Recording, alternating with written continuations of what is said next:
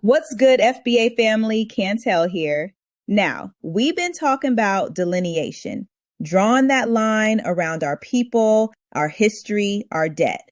But you know what's crazy? The louder we get, the more folks start tripping. Today, we pulling back the curtain on the reactions. From the Pan-Africanists calling us divisive, to the Democrats sweating over our votes, to the Republicans trying to use us as a pawn. Let's break down why everybody got an opinion on our movement and why that just proves we're on the right track.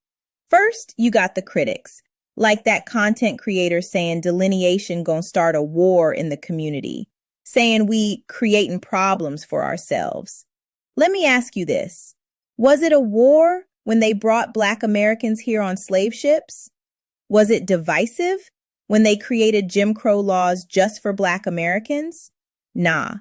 But soon as we create a policy class for ourselves, a specific remedy for a specific crime, now we the problem? They say the solution is for Black Americans to be together. Together under what? Under a Black umbrella that gets our reparations check split 50 ways?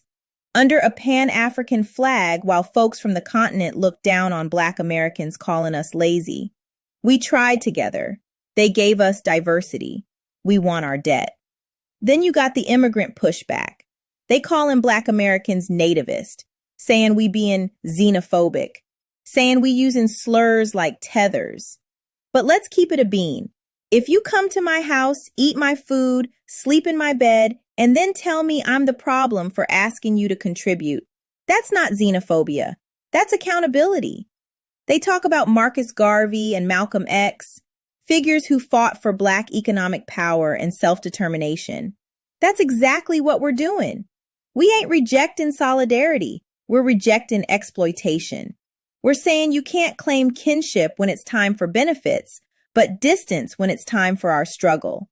You don't get to be African when it's convenient and American when it's profitable. Now, the politicians. Democrats are scared. They see us asking, what's in it for Black Americans specifically? And they start sweating. They built a whole coalition on our votes, giving everybody else tangibles, DREAM Acts, gender policies, LGBTQ protections, while telling Black Americans to wait. Now we saying, nah, we want our line item. And they call Black Americans disruptive. And the Republicans? They smiling. They think they can use our frustration about immigration to push their agenda. Let me be clear. We are not a wedge. We are a sovereign people with a sovereign claim. We ain't aligning with nobody who ain't writing the check. This ain't about left or right. This about what's owed.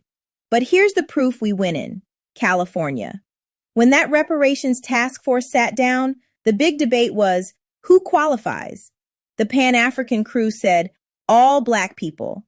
But the Black American argument won. Lineage. Descendants of U.S. slavery. That's a policy precedent, y'all. That's our philosophy in ink. They said we was just internet fluff, but we shifted a whole state policy. That's material. So family, the backlash means we're hitting a nerve. The old playbook is scared of our new strategy. Our unity ain't in a vague Blackness.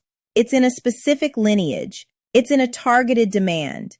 Let them debate us. Let them fear us. Let them try to use Black Americans.